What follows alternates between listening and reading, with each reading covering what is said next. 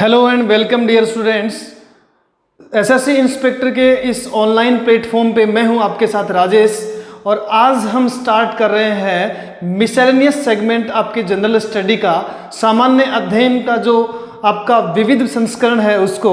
और आज का हमारा जो टॉपिक है वो सभी गवर्नमेंट कम्पिटिटिव एग्जाम के लिए बहुत ही क्रूशियल टॉपिक, जैसा कि आप देख सकते हैं यूनाइटेड नेशन ऑर्गेनाइजेशन, संयुक्त राष्ट्र संघ, सभी गवर्नमेंट एग्जाम के लिए आपके लिए बहुत ही जरूरी टॉपिक है। स्टैटिक पार्ट के लिए भी बहुत इंपॉर्टेंट है और कॉन्सेप्ट के लिए भी बहुत इंपॉर्टेंट है। तो दो मतलब अलग अलग नेचर के साथ हम इसको पढ़ेंगे। हम इसमें कॉन्सेप्ट भी पढ़ेंगे आपके, और इसमें आपके फैक्ट भी पढ़ेंगे। Okay, then United Nation Organisation में जो आपके सामने वर्ड है ऑर्गेनाइजेशन, ये जो ऑर्गेनाइजेशन वर्ड है यहां पे यूज किया जाता है किसके लिए? किसी ग्रुप के लिए, group of states, group of nation and group of countries के लिए। अर्थात जो राष्ट्र हैं, जो देश हैं, जो राज्य हैं, उनका जो समूह है वो मिलकर के क्या बनाता है? इस तरह का ऑर्गेनाइजेशन बनाना है। देन जरूरत क्यों पड़ती है इस प्रकार के ऑर्गेनाइजेशंस की? हमें इसकी जरूरत पड़ती है हमें कोऑपरेशंस के लिए, सहयोग के लिए। किन के बीच? इन कंट्रीज, नेशन और स्टेट के लिए। क्योंकि यदि इनके बीच में कोऑपरेशन नहीं होगा तो ये हो सकता है कि इनके बीच में कॉन्फ्लिक्ट की सिचुएशन हो, आपस में विवाद हो जाए। जैसे आप समझ सकते हैं इंडिया और चाइना के बीच में अभी कॉन्फ्लिक्ट है क्योंकि एक दूसरी तरफ से कोऑपरेशन नहीं हो रहा है। यदि ये कॉन्फ्लिक्ट बाद में वॉर में कन्वर्ट हो जाए तो एक इंटरनेशनल डिस्टरबेंस, एक अंतर्राष्ट्रीय अशांति बन सकती है। इसलिए इस तरह के विवादों को, कॉन्फ्लिक्ट्स को सुलझाने के लिए इस तरह के यूनाइटेड नेशन ऑर्गेनाइजेशन, एक अंतर्राष्ट्रीय संगठन की जरूरत पड़ी। तो फर्स्ट ऑफ ऑल आपको समझना है कि इस तरह के ऑर्गेनाइजेशंस की जरूरत आखिर क्यों पड़ती है। नेक्स्ट इसके कुछ फैक्चुअल पार्ट को हम डिस्कस करेंगे, जिस फैक्चुअल पार्ट में हम ये जानेंगे कि संयुक्त राष्ट्र संघ जो है, इस संयुक्त राष्ट्र संघ की स्थापना कब हुई? 24 अक्टूबर 1945। 24 अक्टूबर 1945 को संयुक्त राष्ट्र संघ की स्थापना हुई। इसी क्वेश्चन को ऐसे भी पुटअप किया जा सकता है कि संयुक्त राष्ट्र संघ दिवस कब मनाया जाता है? संयुक्त राष्ट्र संघ दिवस कब मनाया जाता है? तो इसका आंसर भी क्या होगा?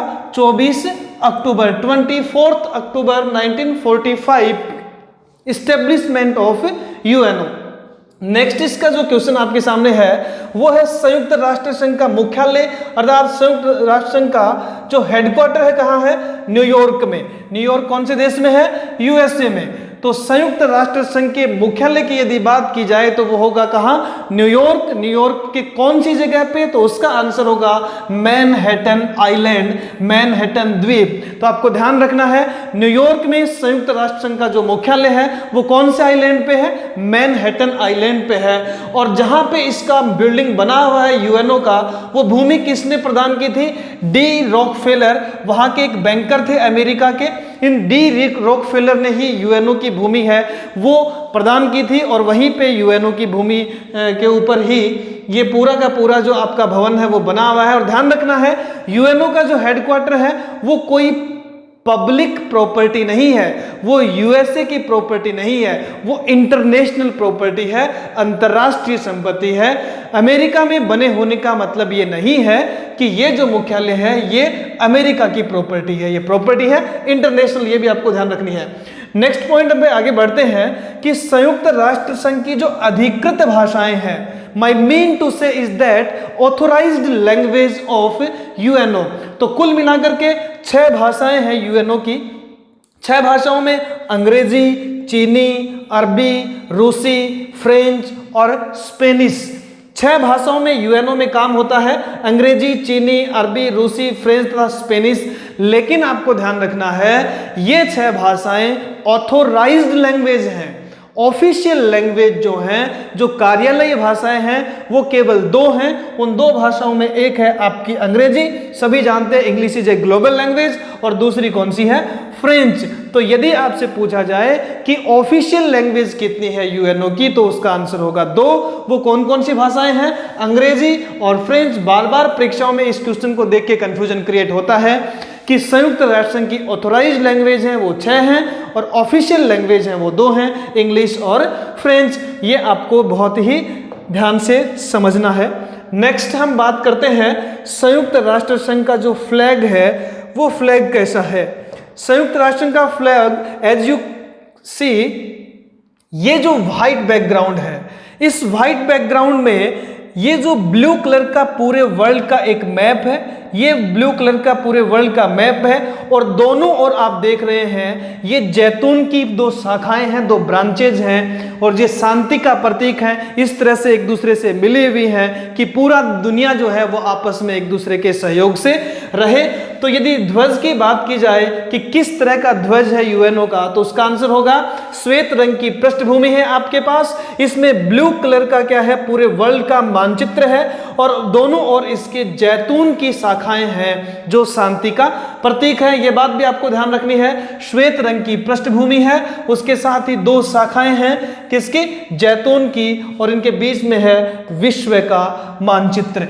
ये आपको ध्वज से संबंधित यदि क्वेश्चन आता है तो ये भी आपको याद रखना है कि किस तरह से क्वेश्चन को पुटअप किया जाता है। एंड नेक्स्ट हम बात करते हैं कि what is the objective of establishment of United National organisation.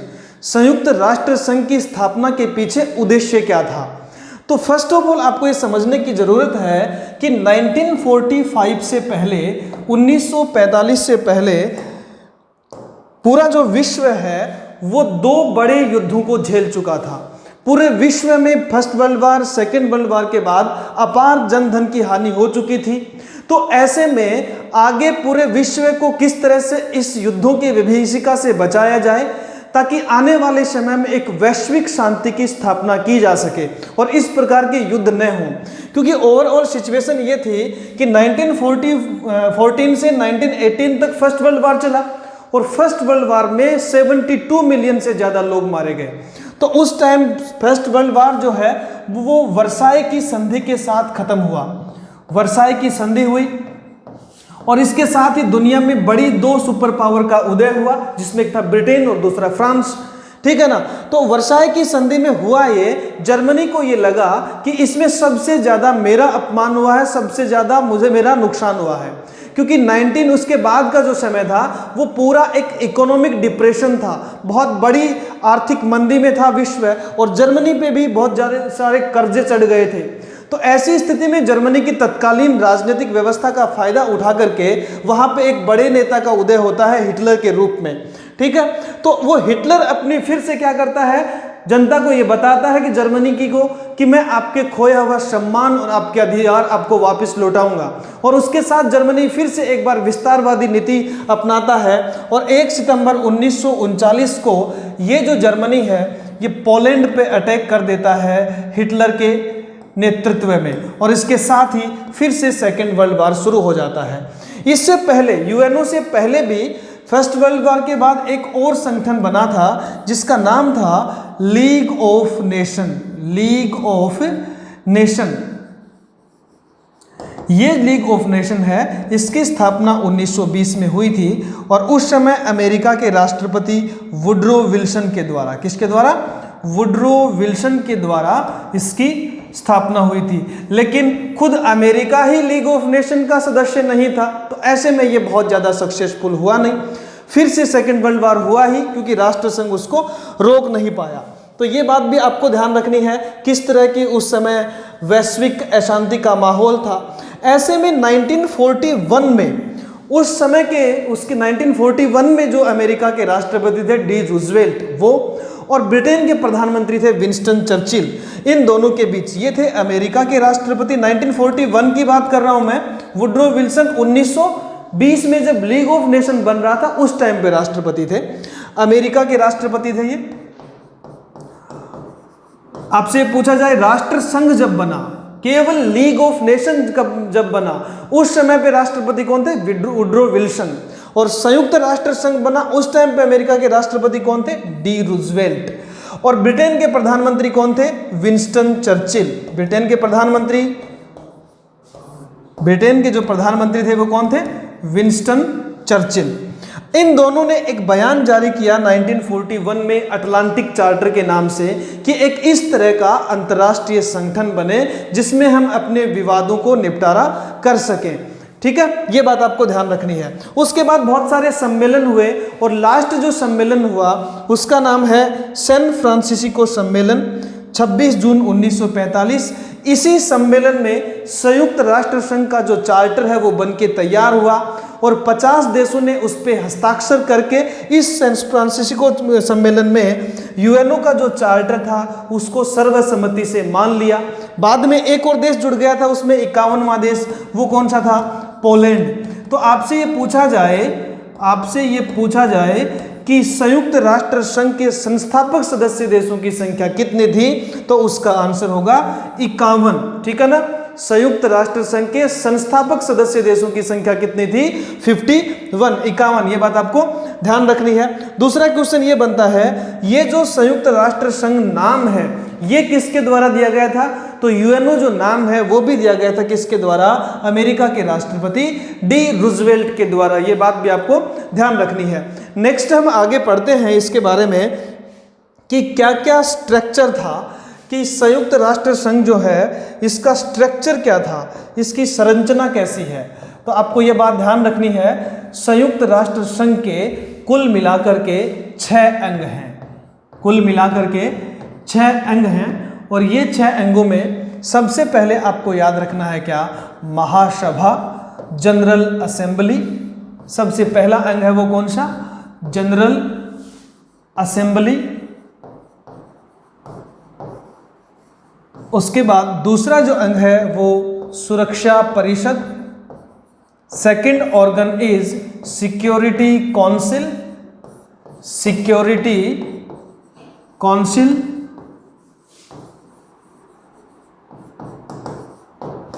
And third is अंतर्राष्ट्रीय न्यायालय।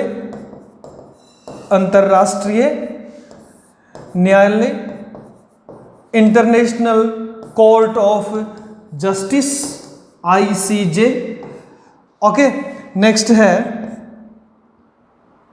सचिवालय। सचिवालय, सेक्रेटरीट। एंड सबसे आपका एक नेक्स्ट 5th है वो आर्थिक व सामाजिक परिषद। आर्थिक व सामाजिक परिषद। Okay, ENSC। ओके, ये इसके 5 मेजर अंग अभी हैं। छठा अंग जो है वो उतना ज्यादा इंपॉर्टेंट नहीं है, जिसका नाम है क्या? न्यास परिषद। न्यास परिषद। ओके, तो ये है आपके पास। यदि मान लीजिए किसी भी कंट्री को यूएनओ की सदस्यता लेनी है, उसको उसकी मेंबरशिप एक्वायर करनी है यूएनओ को, तो ऐसा कैसे संभव हो सकता है? तो ये डिसाइड करेगा संयुक्त राष्ट्र संघ का जो पार्ट है, जो एक अंग है महासभा, जिसको हम बोलते हैं क्या? General assembly. क्या बोलते हैं? General assembly. ये जो जनरल असेंबली है ये 2/3 मेजोरिटी से, कितनी मेजोरिटी से? 2/3 मेजोरिटी अर्थात 2/3 बहुमत से ये तय करेगी कि किस देश को यूएनओ का मेंबर बनाना है और किस देश को यूएनओ का मेंबर नहीं बनाना है। इसके लिए एक और रूल है, वो ये कि संयुक्त राष्ट्र संघ का जो दूसरा अंग है, संयुक्त राष्ट्र संघ का एक दूसरा अंग है जिसको हम सिक्योरिटी काउंसिल अर्थात सुरक्षा परिषद कहते हैं, जिसमें कुल मिलाकर के 15 सदस्य होते हैं। उन 15 सदस्यों में से 9 वोट होंगे। कितने? 9 सदस्य हैं, वो भी ये कहें कि इस देश को यूएनओ में शामिल करना चाहिए। और उन 9 सदस्यों में से 5 जो स्थायी सदस्य हैं जिनके पास वीटो पावर है, वो सदस्य भी ये कहें कि इस पर्टिकुलर कंट्री को यूएनओ का मेंबर बनाना है, तो ही उसे सदस्यता दी जा सकती है। नेक्स्ट ये है कि यूएनओ की जो सदस्यता है, क्या इसको किसी ने छोड़ा भी है? किसी ने इसको त्यागा भी है, तो इसका आंसर है इंडोनेशिया एक ऐसा कंट्री है जिसने यूएनओ की सदस्यता को त्याग दिया था 1965 में। और ज्यादा स्टडी करना चाहें, और 1965 में यूएनओ की सदस्यता इसने इसलिए छोड़ दी थी क्योंकि मलेशिया देश को यूएनओ में सुरक्षा परिषद का अस्थायी सदस्य बनाया गया। मैंने आपको बताया ना कि कुल 15 सदस्य होते हैं जिसमें 5 स्थायी होते हैं और 10 अस्थायी होते हैं, ठीक है। वो जो अस्थायी सदस्य देश हैं उसमें किसको, मलेशिया को शामिल किया गया। इंडोनेशिया इससे नाराज हुआ और उसने 1965 में संयुक्त राष्ट्र संघ की जो सदस्यता थी उसको छोड़ दिया। लेकिन जब इंडोनेशिया में 1966 में अलग दूसरी सरकार बनी तो उसने फिर से यूएनओ की सदस्यता ग्रहण कर ली। हालांकि त्यागने वाला पहला कंट्री इंडोनेशिया ही है, ये आपको ध्यान रखना है। क्या यूएनओ ने खुद ने किसी कंट्री को अपनी सदस्यता से वंचित किया है? क्या किसी भी डेविएशन जिसको अपन बोलते हैं, क्या किसी भी सदस्य देश जो है उसकी सदस्यता को उसने वापस लिया है? एक देश है चीनी ताइवान। इस चीनी ताइवान की जो सदस्यता थी यूएनओ ने इससे वापस ले ली। इसके पीछे लॉजिक ये था कि ये चीनी ताइवान को ये कहा गया कि आप अपना नाम बदल करके केवल ताइवान कर लीजिए, लेकिन इसने अपना नाम चेंज नहीं किया तो यूएनओ ने इसको क्या किया, निष्कासित कर दिया। इसका रिनंसिएशन हो गया, यूएनओ का अब ये मेंबर नहीं है। उसके बाद है वर्तमान में संयुक्त राष्ट्र संघ के कितने सदस्य देश हैं? 193, 193 सदस्य देश हैं आज वर्तमान में संयुक्त राष्ट्र संघ के। और आपसे यह पूछा जा सकता है यूएनओ की सदस्यता ग्रहण करने वाला सबसे अंत में देश कौन सा है? वो है आपका 193वां देश दक्षिणी सूडान। दक्षिणी सूडान संयुक्त राष्ट्र संघ का सबसे अंत में 2011 में सदस्यता ग्रहण करने वाला सदस्य देश है। यह बात भी आपको ध्यान रखनी है। नेक्स्ट आगे बढ़ते हैं। इसमें हम और उसमें हम ये करेंगे कि संयुक्त राष्ट्र संघ का जो बजट है, जिससे संयुक्त राष्ट्र संघ का काम चलता है, जिसके संयुक्त राष्ट्र संघ की कार्यवाही चलती है, वो बजट का निर्धारण कौन करता है? तो संयुक्त राष्ट्र संघ का जो बजट है वो इसके एक पर्टिकुलर मेजर अंग जो है इसका, जिसको हम बोलते हैं जनरल असेंबली, महासभा, उसमें पारित होता है। और वो पारित होगा तो उसके लिए वोटिंग चाहिए कि कितनी, 2/3 मेजोरिटी, अर्थात 193 सदस्य देश में 2/3 बहुमत से वो बजट पारित होता है। और उस बजट को प्रस्तुत करता है कौन? यूएनओ का जो महासचिव है, जनरल सेक्रेटरी है, वो यूएनओ के बजट को प्रस्तुत करता है। तो ध्यान रखना है यूएनओ का बजट कहां पे पारित होता है? महासभा में। कितने वोटिंग चाहिए? 2/3 मेजोरिटी चाहिए। उसको प्रपोज कौन करता है, प्रस्तुत कौन करता है? तो संयुक्त राष्ट्र संघ का जो जनरल सेक्रेटरी होता है, महासचिव होता है, वो यूएनओ का बजट प्रस्तुत करता है। अगला है संयुक्त राष्ट्र संघ का जो चार्टर की हम बात करें, संयुक्त राष्ट्र संघ के संविधान की बात हम यदि करें तो इसमें कुल मिलाकर के कितनी धाराएं हैं? 111 धाराएं हैं और 19 अध्याय हैं। इस बात को आप ऐसे समझ सकते हैं, मान लीजिए कोई बुक है, उस बुक में चैप्टर कितने हैं, इकाइयां कितनी हैं? 19, और उन 19 इकाइयों में लेसन कितने हैं? 111, अर्थात 111 धाराएं हैं 19 इकाइयों में या 19 लेसन में। आपको ये बात ध्यान रखनी है, संयुक्त राष्ट्र संघ के संविधान जो है, चार्टर जो है, उसमें धाराएं कितनी हैं? 111 हैं और उसमें 19 अध्याय हैं। तो ये दोनों क्वेश्चन आपके लिए बहुत इंपॉर्टेंट है। नेक्स्ट हम आगे बढ़ते हैं और इसमें हम जो पढ़ेंगे वो है आपका संयुक्त राष्ट्र संघ के जो 6 अंग हैं मेजर, वो 6 अंग किस तरह से काम करते हैं, क्या उनकी भूमिका होती है यूएनओ में। तो फर्स्ट ऑफ ऑल इसमें सबसे मेजर जो रोल प्ले करता है वो है कौन? महासभा। महासभा जो है इसका मेन काम है किसका? लेजिस्लेचर का, व्यवस्थापिका का। किसी भी देश में जो काम संसद का होता है, जो काम पार्लियामेंट का होता है, पार्लियामेंट का क्या काम? नीति निर्माण करना, कानून बनाना, नीति निर्माण करना, बजट पारित करना, बजट पारित करना, ये सारे काम किसके होते हैं? पार्लियामेंट के काम होते हैं। तो ठीक किसी देश में जिस तरह से पार्लियामेंट काम करती है उसी तरह से यूएनओ की जो पार्लियामेंट है, जो व्यवस्थापिका है, जो कानून बनाती है, वो कौन सी है? महासभा। दूसरी बात आपको इसमें ये ध्यान रखनी है, महासभा में टोटल जितने भी 193 इसके सदस्य देश हैं, वो हर सदस्य देश अपने 5 रिप्रेजेंटेटिव भेज सकता है। कितने रिप्रेजेंटेटिव? 5 प्रतिनिधि भेज सकता है। ध्यान रखना आप इस बात को। लेकिन इसमें आगे एक बात जरूर याद रखना है कि ये 5 जो प्रतिनिधि हैं, ये पांचों वोट नहीं कर सकते हैं। इनमें केवल वोट करने का अधिकार केवल एक ही सदस्य को होता है, एक ही प्रतिनिधि को होता है। तो कितने प्रतिनिधि भेजे जा सकते हैं? 5 प्रतिनिधि भेजे जा सकते हैं। और इन 5 प्रतिनिधियों में वोट करेगा केवल कौन? एक। नेक्स्ट आपको ध्यान रखना है, महासभा का जो अधिवेशन है, जो सेशन है, जिसके अंदर रूल्स बनते हैं, लॉ बनते हैं, वो साल में सिर्फ एक बार होता है। कौन से महीने में? सितंबर माह में होता है। सितंबर माह का जो तीसरा मंगलवार होता है तब से ये अधिवेशन स्टार्ट होता है। और ये दिसंबर महीने में आप सभी जानते हैं क्रिसमस डे के बारे में, सांता क्लॉज के बारे में, तो उस क्रिसमस डे तक चलता है सितंबर महीने के तीसरे मंगलवार से लेकर के किसका? महासभा का अधिवेशन। तो ये 2 फैक्ट आपको याद रखने हैं। लेजिस्लेचर का मतलब होता है कानून निर्माण करना, नीति निर्माण करना, तो वो कौन करती है? महासभा। और महासभा का जो सदस्य देश है वो कितने रिप्रेजेंटेटिव भेज सकता है? 5 रिप्रेजेंटेटिव भेज सकता है। लेकिन वोट करने का अधिकार केवल किसको है? एक को है। नेक्स्ट, महासभा का जो अधिवेशन है वो साल में एक बार होता है, वर्ष में एक बार होता है। स्टार्ट होता है कब? सितंबर माह के कौन से को? तीसरे मंगलवार को। और बाद में जाकर के वो दोस्तों कहाँ होता है?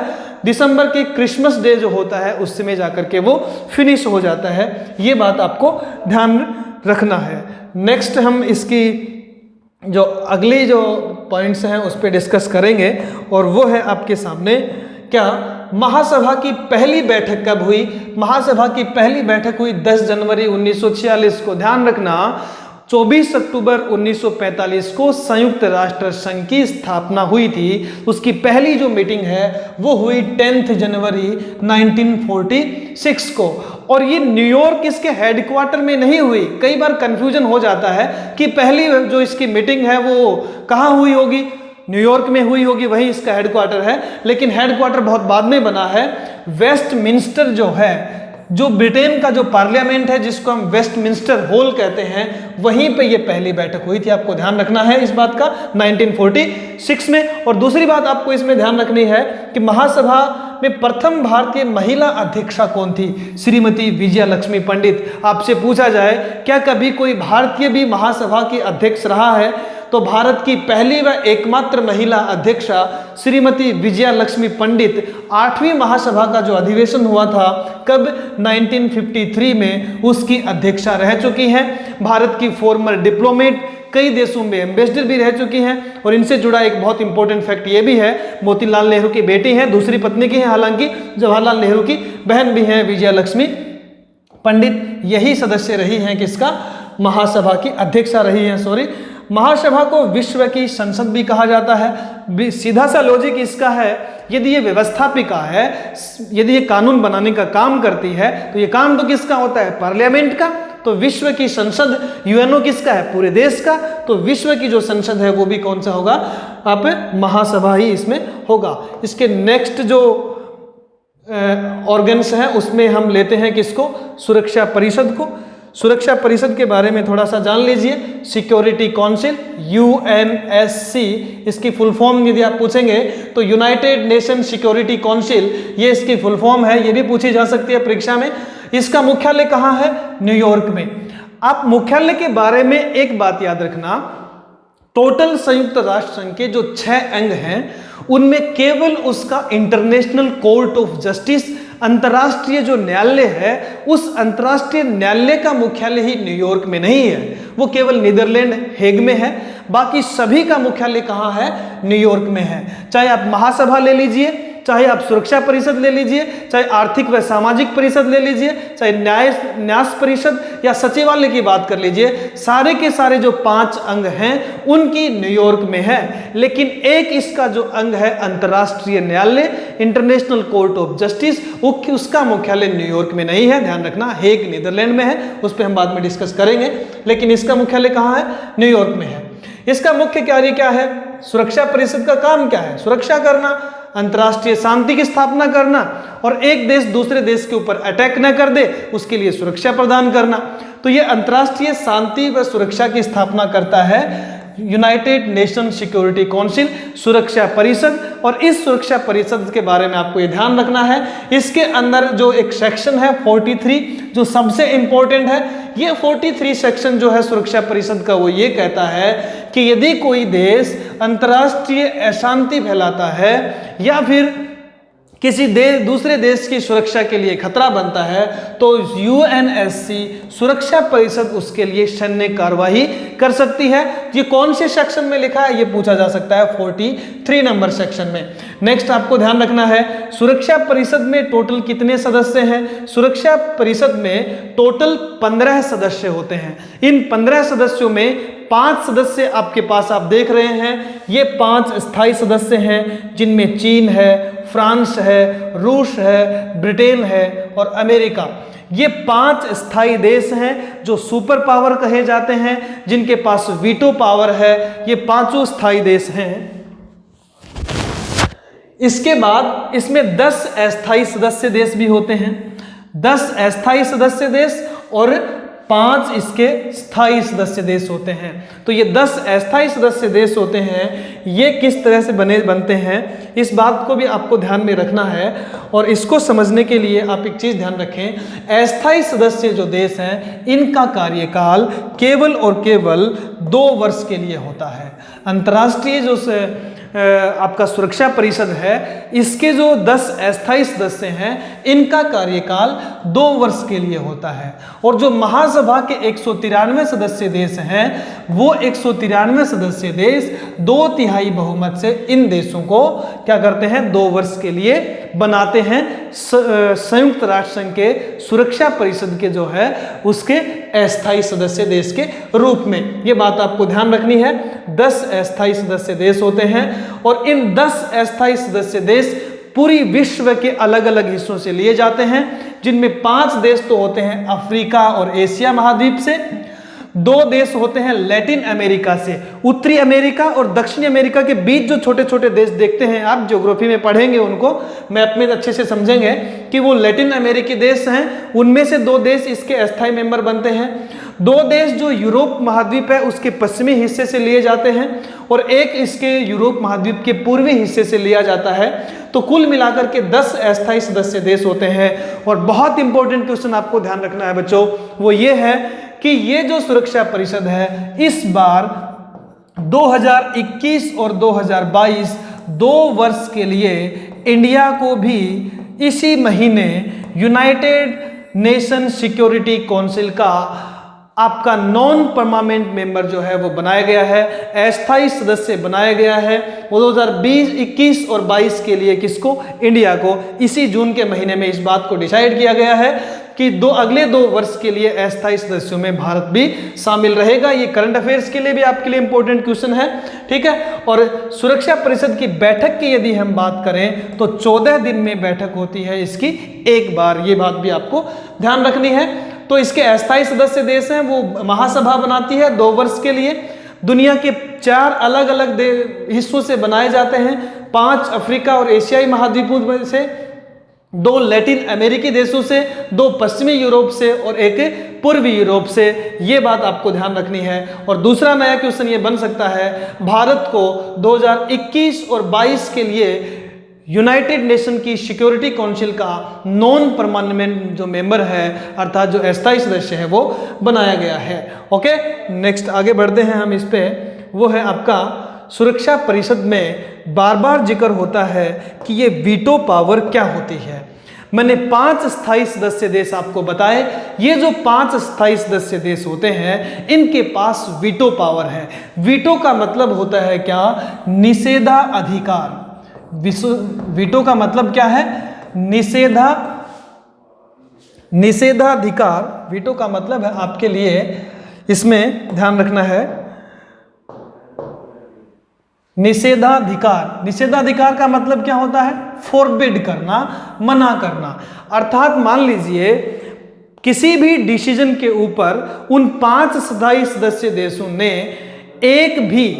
एक ने भी यदि निषेध कर दिया, मना कर दिया, तो इसके बाद यूएनओ जो है उसका कोई भी डिसीजन नहीं हो सकता फाइनली, यदि इन 5 वीटो पावर वाले जो देश हैं इन्होंने इस वीटो का अर्थात इस निषेधाधिकार का अर्थात किसी एक ने भी मना कर दिया तो वो डिसीजन फाइनल नहीं हो सकता है। ये बात होती है किसकी? वीटो के लिए। इसमें लिखा भी जाता है कई बार कि किसी भी डिसीजन को फाइनल करने के लिए 9 वोटों की आवश्यकता होती है, जिसमें 5 तो हो गए आपके कौन से स्थायी, और 4 किस में से होंगे? अस्थायी सदस्य देशों में से। ठीक है, तो 5 स्थायी सदस्य देशों में उन 5 के 5 का स्वीकार करना बहुत जरूरी है। यदि एक ने भी अपने वीटो पावर का यूज किया तो वो डिसीजन कभी भी फाइनल नहीं हो सकता है। You have to attention it please. Next आपको ध्यान रखना है कि संयुक्त राष्ट्र संघ में सबसे अधिक बार इस वीटो का प्रयोग किसने किया है? सबसे अधिक बार इस वीटो का प्रयोग करने वाला देश जो है वो सोवियत संघ है। सबसे अधिक बार सोवियत संघ देश ने वीटो पावर का यूज किया है यूएनओ में, और सबसे कम बार का यदि जिक्र करके सबसे कम वीटो का प्रयोग किसने किया है तो उसका आंसर होगा आपका किसका? क्या? चीन। सेकंड नंबर पे अमेरिका आता है, लेकिन इतना समझने की जरूरत है आपको कि सबसे अधिक बार वीटो किसने यूज किया? सोवियत संघ ने। और सबसे कम बार किसने किया है? चीन ने। चीन ने तो केवल 14 बार किया है। ओके, आगे हम एक और बात करते हैं। बार बार इस बात का जिक्र चलता है कि सुरक्षा परिषद है इसका विस्तार किया जाए, अर्थात सुरक्षा परिषद में जो स्थायी सदस्य हैं उनकी संख्या क्या कही जाए? बढ़ाई जाए। उसके लिए एक ग्रुप भी बना हुआ है 2006 से। वो कौन सा है? G4।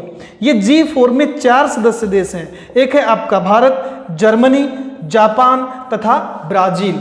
ये जो जर्मनी, जापान, ब्राजील और इंडिया जो है, ये चारों देश ये कहते हैं कि हमें भी क्या मिलनी चाहिए? सुरक्षा परिषद में स्थायी सदस्यता मिलनी चाहिए, इनका डिमांड है। लेकिन इसके अगेंस्ट एक और ग्रुप बन गया, उसको भी आप डिस्कस कर लेते हैं थोड़ा सा। वो है कौन सा? Coffee club. वो कॉफी क्लब का नेतृत्व कौन करता है? इटली। कॉफी क्लब का नेतृत्व कौन करता है? इटली। ये कॉफी क्लब क्या कहता है कि इन G4 वाले देशों को क्या नहीं मिलनी चाहिए? स्थायी सदस्यता नहीं मिलनी चाहिए। ये आपको ध्यान रखना है। भारत, जर्मनी, जापान व ब्राजील जो है ये G4 है। जिसके अगेंस्ट खड़ा है कौन? इटली। इटली ये कह रहा है कि इनको सुरक्षा परिषद में स्थायी सदस्यता नहीं मिलनी चाहिए। तो ये खैर इस तरह की जो प्रोसेस है वो चल रहा है सिक्योरिटी काउंसिल में। ये सारे फैक्ट्स आपको समझने हैं। नेक्स्ट हम आगे बढ़ते हैं इसमें, और इसकी जो अगले जो पार्ट्स हैं उस पर हम डिस्कस करते हैं। इसका जो अगला अंग है संयुक्त राष्ट्र संघ का, उसमें हम डिस्कस करेंगे किसके बारे में? अंतर्राष्ट्रीय न्यायालय के बारे में। अंतर्राष्ट्रीय न्यायालय के बारे में आपको ध्यान रखना है, केवल संयुक्त राष्ट्र संघ के 6 अंगों में केवल यही एक ऐसा ऑर्गन है जिसका मुख्यालय है वो न्यूयॉर्क से बाहर है। इसका मुख्यालय कहाँ है? हेग, नीदरलैंड में है। ये बात आपको ध्यान रखनी है। दूसरा, सिक्योरिटी काउंसिल जो है, सुरक्षा परिषद, वो सैन्य कार्रवाई कर सकती है। यदि किन्हीं 2 देशों के बीच में कोई कानूनी विवाद है, कोई विधिक लीगल प्रोसेस है, यदि कोई विधिक मामला है, किसी प्रकार का कोई लीगल इश्यू है, तो ऐसी सिचुएशन में उन लीगल इश्यूज को सॉर्ट आउट कौन करता है? अंतर्राष्ट्रीय न्यायालय, इंटरनेशनल कोर्ट ऑफ जस्टिस। ये जो इंटरनेशनल कोर्ट ऑफ जस्टिस है, ये विधिक मामलों का, और ये तभी किसी विवाद को सुलझाता है, तभी किसी विवाद का निपटारा करता है जब दोनों पक्षों के जो देश हैं वो आपस में सहमत होते हैं। जब तक दोनों देशों के जो पक्ष हैं वो सहमत नहीं होते हैं, तब तक ये कानूनी मामलों का निपटारा नहीं करता है। ताज़ा उदाहरण आप समझ सकते हैं, जब भारत और पाकिस्तान, भारत के किसी एक व्यक्ति को बंदी बना लिया गया, कुलभूषण जाधव को, इंटरनेशनल कोर्ट ऑफ जस्टिस में उसका मामला चल रहा है। ये तभी संभव है, ये लीगल इश्यू है, तभी संभव है जब दोनों देश इस बात पे एग्री हैं कि इस बात का जो डिसीजन है वो कहाँ होना चाहिए, इंटरनेशनल कोर्ट ऑफ जस्टिस में होना चाहिए। ये बात याद रखनी है आपको। अगला क्वेश्चन ये है, संयुक्त राष्ट्र संघ के अंतर्राष्ट्रीय न्यायालय में न्यायाधीशों की संख्या कितनी होती है? 15 न्यायाधीशों की संख्या होती है यूएनओ के अंतर्राष्ट्रीय न्यायालय में, इंटरनेशनल कोर्ट ऑफ जस्टिस में 15 टोटल न्यायाधीश होते हैं, जिनका कार्यकाल कितने वर्ष का होता है? 9 वर्ष। ध्यान रखना है, आईसीजे के सभी जो न्यायाधीश होते हैं उनका प्रत्येक का कार्यकाल कितना होता है? 9 वर्ष होता है। ये बात आपको ध्यान से समझनी है। और इसके बाद ध्यान रखना है, ये जो जितने भी न्यायाधीश हैं इनमें जो मुख्य न्यायाधीश है, मुख्य न्यायाधीश का चुनाव 9 वर्ष के लिए नहीं होता। मुख्य न्यायाधीश की पोस्ट के ऊपर कोई व्यक्ति कितने दिन तक बना रह सकता है? केवल 3 वर्ष के लिए। केवल 3 साल तक ही वो चीफ जस्टिस रह सकता है। हाँ, न्यायाधीश पूरे 9 साल तक रह सकता है, लेकिन चीफ जस्टिस कितने साल तक रहेगा? केवल 3 साल तक रहेगा। और दूसरी बात आपको ध्यान रखना है, कोई भी एक सदस्य देश है जो यूएनओ का, वो अपने एक देश से 2 से ज्यादा न्यायाधीश नहीं हो सकते हैं। 2 से ज्यादा न्यायाधीश किसी एक देश से नहीं हो सकते हैं इंटरनेशनल कोर्ट ऑफ जस्टिस में। यह बात भी आपको ध्यान रखनी है। अगला बात है, क्या एक न्यायाधीश एक बार चुन लिया गया, क्या उसको दोबारा भी चुना जा सकता है? ऑब्वियसली किसी भी देश का जो न्यायाधीश है एक, उसको दोबारा भी चुना जा सकता है, थर्ड टाइम भी चुना जा सकता है, हालांकि उसका पुनर्निर्वाचन हो सकता है। इस बात में कोई दिक्कत नहीं है। ये आपको क्लियर हो गया होगा। नेक्स्ट हम आगे बढ़ते हैं अगले पॉइंट पे, इस पे अंतर्राष्ट्रीय न्यायालय के, और वो आपके सामने इंडिया आखिर कैसे रोल प्ले करता है इंटरनेशनल कोर्ट ऑफ जस्टिस में।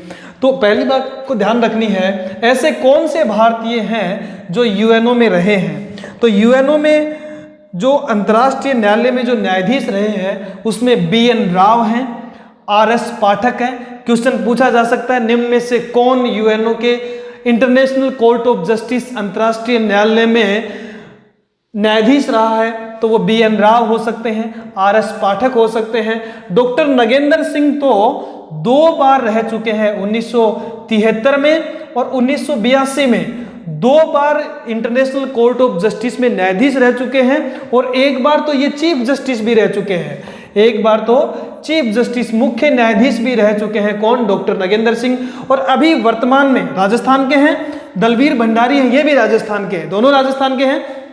दलवीर जो भंडारी हैं ये वर्तमान में कहाँ पे हैं? इंटरनेशनल कोर्ट ऑफ जस्टिस, आपके यूएनओ का जो अंतर्राष्ट्रीय न्यायालय है, इसमें दलवीर भंडारी वर्तमान में भी क्या है? जज हैं वहाँ पे। ठीक है, तो कौन कौन से भारतीय न्यायाधीश यूएनओ के अंतर्राष्ट्रीय न्यायालय में रहे हैं? इसका आंसर होगा आपके लिए बीएन राव, आरएस पाठक। डॉक्टर नगेंद्र सिंह के बारे में 2 बार रह चुके हैं। वो कौन कौन से? 1973 में और 1982 में। इनसे जुड़ा एक फैक्ट ये और है कि ये अंतर्राष्ट्रीय न्यायालय के मुख्य न्यायाधीश भी रह चुके हैं। और अभी वर्तमान में कौन है अंतर्राष्ट्रीय न्यायालय में भारतीय न्यायाधीश? उनका आंसर होगा क्या? दलवीर भंडारी। नेक्स्ट क्वेश्चन है, क्या कभी कोई महिला भी संयुक्त राष्ट्र संघ के अंतर्राष्ट्रीय न्यायालय की अध्यक्षा रही है?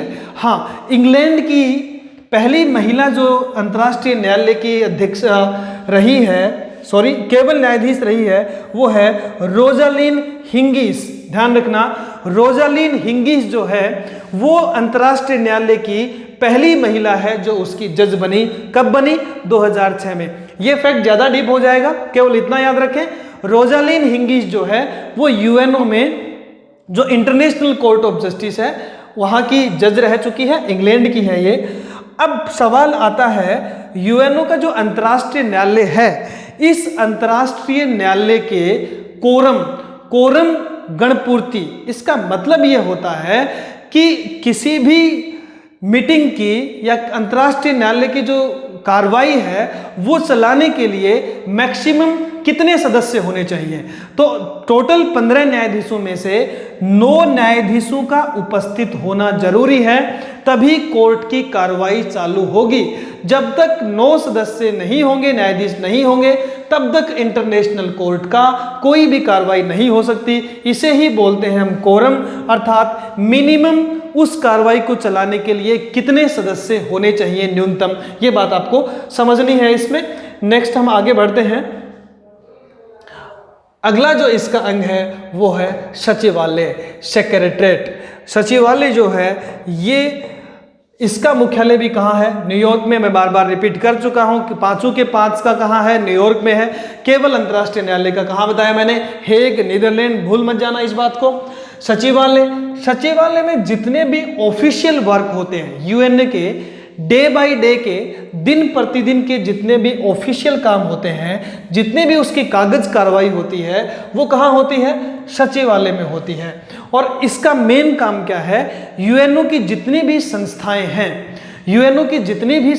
हैं, उन सभी संस्थाओं में आपस में कोऑर्डिनेशन बनाए रखना, आपस में समन्वय स्थापित करना, संतुलन स्थापित करना, यह है सचिवालय का मेन काम, जो इसके ऑफिशियल वर्क को देखता है। और इसी सचिवालय में यदि हम नेक्स्ट बात करें कि संयुक्त राष्ट्र संघ का जो सचिवालय है, इसका सबसे बड़ा पोस्ट जो माना जाता है वो कौन सा होता है? General secretary.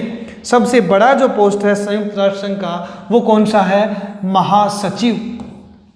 महासचिव का चुनाव महासभा द्वारा किया जाता है। इस बात को हम डिस्कस कर चुके हैं। महासभा द्वारा महासचिव का चुनाव किया जाता है।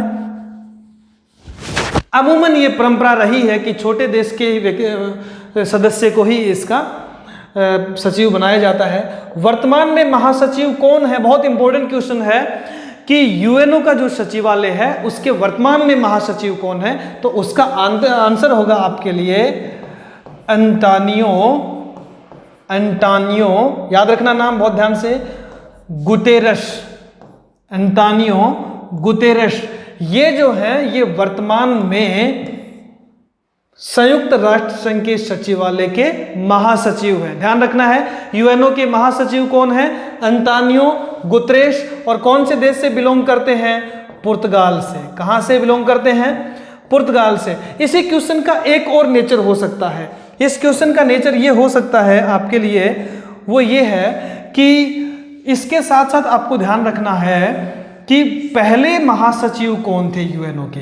यूएनओ के पहले महासचिव की बात हम करें, प्रथम महासचिव की बात हम करें यूएनओ की, प्रथम महासचिव, यूएनओ का प्रथम महासचिव कौन था? इसका आंसर होगा जी ट्रिगवेली। पहले जो महासचिव की बात की जाए तो उनका आंसर होगा क्या? जी ट्रिगवेली यूएनओ के पहले महासचिव हैं। ये आपको ध्यान रखना है, ठीक है।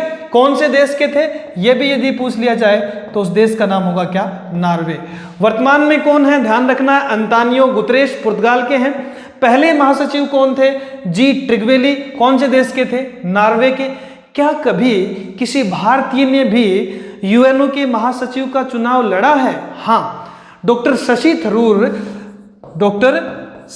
थरूर इन्होंने संयुक्त राष्ट्र संघ की जो महासचिव है इनका चुनाव लड़ा है एक बार बान की मून के सामने, ठीक है। दक्षिणी कोरिया के जो थे, हालांकि हार गए थे, लेकिन चुनाव लड़ा है डॉक्टर शशि थरूर ने। यह बात भी आपको ध्यान रखनी है। महासचिव के कार्यकाल की बात यदि की जाए तो कितने साल का होता है? 5 साल का, ठीक है। यह बात आपको ध्यान रखना है कि संयुक्त राष्ट्र संघ के प्रथम महासचिव कौन थे? जी ट्रिगवेली। कौन से देश के थे? नॉर्वे के। वर्तमान में कौन है? अंटानियो गुतेरस। कौन से देश के हैं? पुर्तगाल के। क्या किसी भारतीय ने भी यूएनओ के सचिव का चुनाव कभी कंपीट किया है? तो हाँ, क्या आंसर है उसका? डॉक्टर शशि थरूर बान की मून के सामने लड़ा था, ठीक है, दक्षिणी कोरिया के जो बाद में बने थे। ओके, नेक्स्ट महासचिव से जुड़ा क्वेश्चन ये पूछा जा सकता है आपसे कि क्या ऐसा भी कोई व्यक्ति हुआ है जो संयुक्त राष्ट्र संघ के सचिव रहते हुए जिसकी डेथ हुई है? उसका नाम है डैग हैमरशोल्ड। क्या नाम है? डैग हैमरशोल्ड ऐसे व्यक्ति हैं, डैग हैमरशोल्ड ऐसे व्यक्ति हैं जो महासचिव के रूप में जिनकी वायुयान दुर्घटना में डेथ हुई, डैग हैमरशोल्ड में। और इससे जुड़ा बहुत फंटास्टिक क्वेश्चन ये है कि यूएनओ की लाइब्रेरी का जो नाम है, संयुक्त राष्ट्र संघ की जो लाइब्रेरी का नाम है, उसका नाम भी क्या है? डैग हैमरशोल्ड लाइब्रेरी। ये बात आपको ध्यान रखनी है।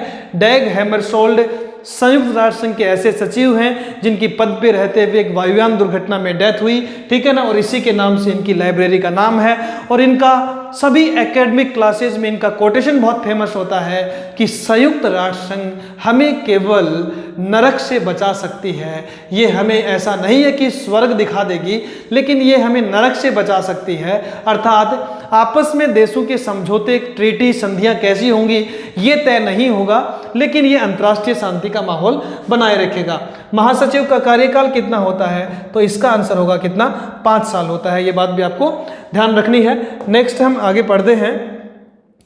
अगला जो इसका अंग है वो आप आगे देख ही रहे हैं, जिसका नाम है आर्थिक व सामाजिक परिषद, economic and social council, economic and social council, ठीक है। ये बात आपको ध्यान रखनी है इसके अंदर कि संयुक्त राष्ट्र संघ की जो अगला जो आपको ऑर्गन पढ़ना है, उस अगले ऑर्गन में आपके सामने होगा क्या, UN, economic social council, UNESC है। ये आर्थिक व सामाजिक परिषद है।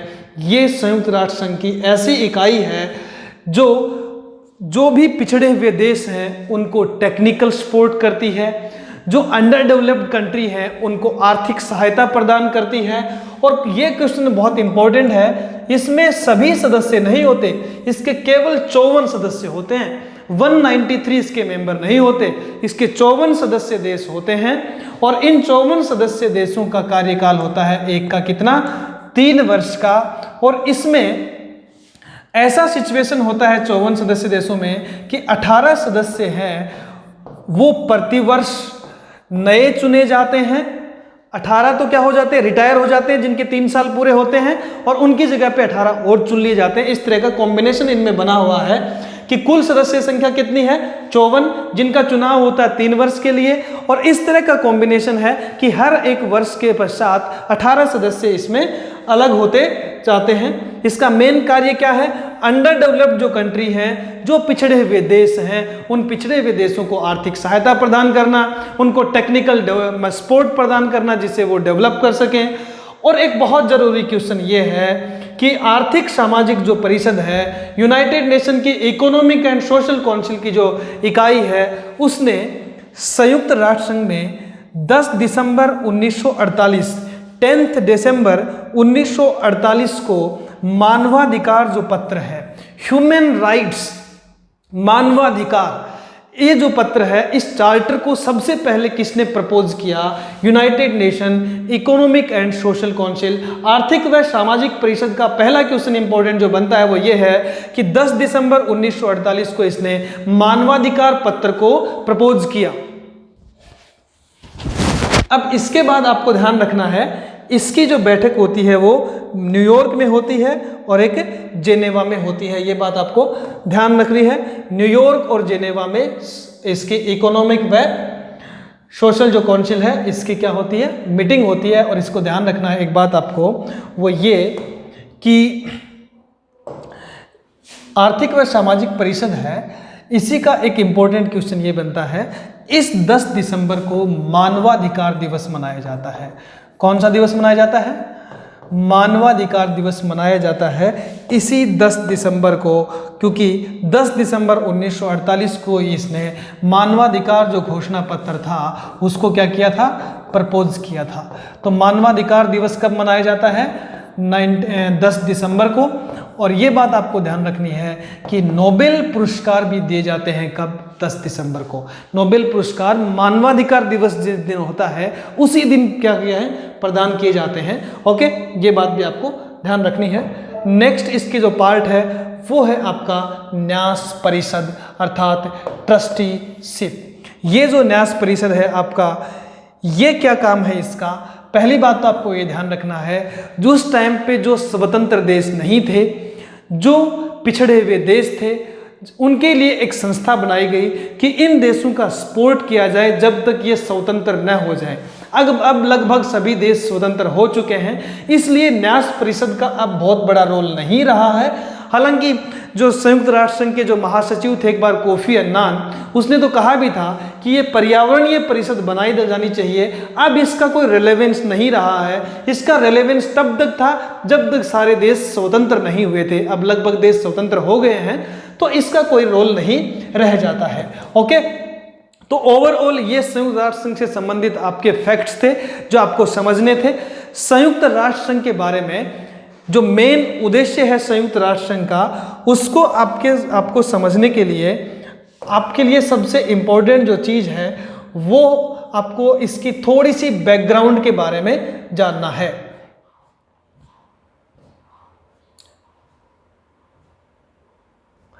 ये आपको थोड़ा सा जानना है आखिर संयुक्त राष्ट्र संघ की जो स्थापना थी उसके पीछे उद्देश्य क्या था। पिछले 100 सालों में, ध्यान से समझना इस बात को, पिछले 100 सालों में पूरा जो विश्व है उसमें एक अंतर्राष्ट्रीय अशांति थी। फर्स्ट वर्ल्ड वॉर आप यहाँ पे देख रहे हैं, फर्स्ट वर्ल्ड वॉर हुआ। फर्स्ट वर्ल्ड वॉर 1914 से लेकर 1918 तक चला। 28 जुलाई 1914 से 11 नवंबर 1918 तक फर्स्ट वर्ल्ड वॉर चला। उसके बाद 9 सितंबर 1939 से 14 अगस्त 1945 तक कौन सा चला? सेकेंड वर्ल्ड वॉर चला। तो एक अंतर्राष्ट्रीय अशांति का माहौल था। फर्स्ट वर्ल्ड वॉर में 72 लाख से ज़्यादा लोग मारे गए थे, 72 मिलियन लोग मारे गए थे। और इसके बाद एक संस्था भी बनी थी जिसका नाम था लीग ऑफ नेशन। जिस संस्था का नाम था लीग ऑफ नेशन, जिसको हम बोलते हैं केवल, जिसका नाम था राष्ट्र संघ। इस राष्ट्र संघ की स्थापना हुई थी 1920 में, 1920 में, और इसके संस्थापक थे कौन? Woodrow Wilson. लेकिन अमेरिका के राष्ट्रपति थे। वुडरो विल्सन कहाँ के राष्ट्रपति थे? अमेरिका के राष्ट्रपति थे। लेकिन इसके साथ बड़ी समस्या ये थी, खुद यूएसए जो है यही इस लीग ऑफ नेशन का क्या नहीं बना? मेंबर नहीं बना। तो 1920 में जब यूएनओ की बजाय जो लीग ऑफ नेशन बना, ये लीग ऑफ नेशन भी बहुत ज़्यादा कारगर साबित नहीं हुआ। ओके,